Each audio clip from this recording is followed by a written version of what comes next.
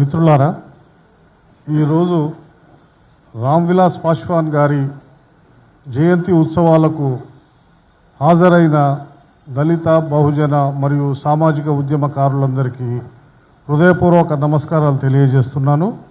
ఈ సభకు అధ్యక్షత వహించిన రిటైర్డ్ జడ్జి గారు నిమ్మనారాయణ గారు మరియు భీమరావు గారు అడ్వకేట్ గారు మరియు ఇతర పెద్దలు అందరూ విచ్చేసిన అందరూ కూడా కార్యకర్తలు చాలా కమిటెడ్గా తమ అమూల్యమైన సమయాన్ని ఇక్కడ కేటాయించి ఒక మంచి కార్యక్రమానికి విచ్చేసిన సందర్భంగా వాళ్ళందరికీ ఈ సామాజిక బాధ్యత, సమాజంలో మార్పు కావాలని కోరుకునే వ్యక్తుల సమూహంగా నేను పరిగణిస్తున్నాను.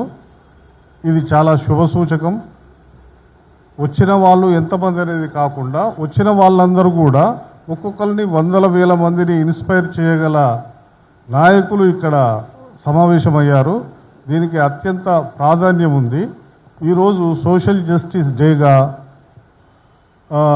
ప్రతిపాదించటం, ముఖ్యంగా తెలంగాణ రాష్ట్రం నుంచి ఎల్జేపీ రాష్ట్ర శాఖ సోషల్ జస్టిస్ డేగా రామ్ విలాస్ పాశ్వాన్ గారి జన్మదినాన్ని గుర్తించాలని ప్రభుత్వం ప్రకటించాలని డిమాండ్ చేస్తూ తెలంగాణ రాష్ట్ర శాఖ కేంద్ర ప్రభుత్వానికి ప్రతిపాదనలు పంపుతున్నది. అది చాలా గొప్ప విషయం. దాన్ని అమలు చేస్తే ప్రభుత్వ పరంగా కూడా ముందు రోజులలో ప్రతి సంవత్సరం దీన్ని సోషల్ జస్టిస్ డేగా సోషల్ వెల్ఫేర్ డిపార్ట్మెంట్ మరియు బీసీ వెల్ఫేర్ డిపార్ట్మెంట్లన్నీ కూడా అఫీషియల్గా మన బాబు జగజీవన్ రామ్ జయంతి, అంబేద్కర్ జయంతి లాగా నిర్వహించుకునే వీలుంటుంది. వారి యొక్క ప్రేరణ, ఇన్స్పిరేషన్ తోటి సమాజంలో ఇంకా పెద్ద పెద్ద మార్పులు, ఇప్పటికే సమాజంలో మనం 75 సంవత్సరాల తర్వాత కూడా అనుకున్నంత మార్పులు రాలేదు. ఆ మార్పులను వేగవంతం చేసేందుకు వారి యొక్క ప్రేరణ ఉపయోగపడుతుందని నేను భావిస్తున్నాను.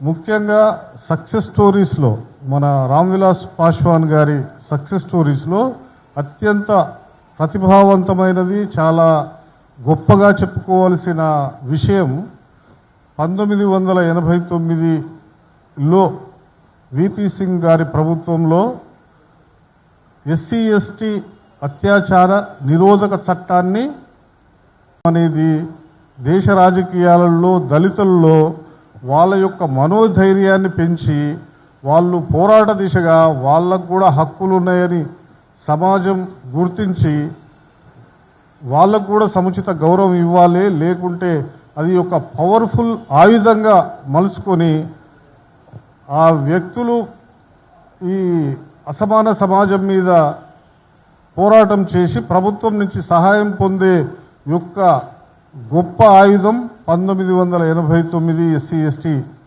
అత్యాచార నిరోధక చట్టం. దాన్ని 2005లో మాడిఫై చేయడం జరిగింది మరియు 2016లో కూడా కొంచెం మాడిఫై చేయడం జరిగింది. దాన్ని ఇప్పుడు జరుగుతున్నాయి. ఒక సర్వే ప్రకారం 2091లో 100 అట్రాసిటీస్ ఉంటే ఇప్పుడు ఆ సంఖ్య 177 అయింది. అంటే అట్రాసిటీస్ సంఖ్య ఇంకా 77% పెరిగినాయి. ఎస్టీల మీద 100 ఉంటే 111 అయింది, 11% పెరిగినాయి 2021 వరకు. ఇదంతా నేషనల్ సెన్సస్ ప్రకారం, గణాంకాల ప్రకారం ఈ విషయాన్ని చెప్పడం జరుగుతుంది. కాబట్టి అత్యాచార సమాజంలో ఎస్సీ ఎస్టీ బీసీ బలహీన వర్గాల మీద అత్యాచారాలు జరగటం లేదు అనేది చాలా తప్పుడు భావన. అవి జరుగుతూనే ఉన్నాయి, కానీ వాటి రూపాన్ని మార్చుకున్నాయి. ఆ రూపాన్ని కూడా గమనించి దానికి అనుగుణంగా ఈ చట్టాన్ని ఉపయోగించుకొని ఈ బాధితులైన ఎస్సీ ఎస్టీ ఈ వర్గాలకు మన నాయకులందరూ కూడా వెన్నుదన్నుగా నిలిచి దాన్ని అరికట్టి మనం పోరాటం చేయవలసిన అవసరం ఉంది. ఈ 2024 సంవత్సరంలోనే జనవరి, ఫిబ్రవరిలో అత్యంత కాస్మోపాలిటన్ అభివృద్ధి చెందిన నగరం అనుకునే హైదరాబాదుకు కూతవేటు దూరంలో ఉన్న జన్వాడలో 200 మంది దళితులను ఊరు బహిష్కరణ చేశారు. దాని మీద రాష్ట్రంలో తగినంత ప్రతిస్పందన రాలేదు. ఒక ఆర్ఎస్ ప్రవీణ్ కుమార్ గారు వెళ్ళి నెక్స్ట్ డే ప్రభుత్వం దృష్టికి ఆ విషయాన్ని తీసుకురావడం జరిగింది. ఆ తర్వాత మిగతా ప్రజా సంఘాలు ఎవరు కూడా దాని మీద పట్టించుకోలేదు. కాబట్టి 24వ సంవత్సరంలో కూడా కాస్మోపాలిటన్ నగరమైన విశ్వనగరం పేర్కొనబడుతున్న హైదరాబాద్లో కూడా ఎస్సీ ఎస్టీ ప్రజల మీద అత్యాచారాలు దౌర్జన్యాలు జరుగుతూనే ఉన్నాయి. దీన్ని ఈ 1989 అత్యాచార నిరోధక చట్టాన్ని క్షుణ్ణంగా అర్థం చేసుకొని దాని నేపథ్యాన్ని అర్థం చేసుకొని ఎందుకు వచ్చింది ఆ చట్టం 1955లో కూడా అట్రాసిటీస్ అగేనిస్ట్ యుఓఏ అనే చట్టం ఉంది. దానికి అప్పుడు శిక్షలు లేవు.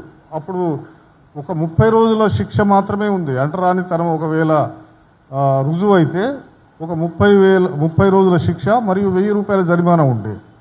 ఈ 89 చట్టంలో ఆ శిక్షను 5 ఏళ్ల వరకు పెంచడం జరిగింది. ఇంకా అత్యాచారాలు గృహదనాలు చేసిన కేసులలో 7 సంవత్సరాలు కూడా శిక్ష వేసే అవకాశం ఉంది. 2.5 లక్షల వరకు జరిమానా వేసే అవకాశం ఉంది. అటువంటి పవర్ఫుల్ వెపన్ను మనం సరిగ్గా వినియోగించుకుంటలేము అనేది నా భావన. అంటే దాని దుర్వినియోగం కూడా చేయకూడదు. అవసరమైన మేరకు నిజమైన కేసులలో మాత్రమే దానికి వెన్నుదన్నుగా నిలబడి ఈ సమాజం మార్పు కోసం మనం పోరాటం చేయవలసిన అవసరం ఉంది. మనము ఎన్నో ఇబ్బందులలో వెనుకబడి తరగతులకు చాలా సామాజికంగా ఇబ్బందులు ఉంటాయి. అయినప్పటికీ కూడా వాటిని అధిగమించి ఇది కూడా సోషల్ రెస్పాన్సిబిలిటీ అనుకొని దీనికి కూడా మనమంతా కృషి చేసి ఒక ఎల్జేపీ తరఫున రాష్ట్రంలో ఒక వాయిస్ నిలబడి ఈ రాష్ట్రం మార్పులో ఈ ఎల్జేపీ పార్టీ దళితుల పక్షాన నిలబడుతుందనే ఆకాంక్షను వ్యక్తం చేస్తూ ఈ అవకాశం ఇచ్చిన పెద్దలకు కృతజ్ఞతలు తెలియజేస్తూ ముగిస్తున్నాను. ధన్యవాదాలు. జై భీమ్.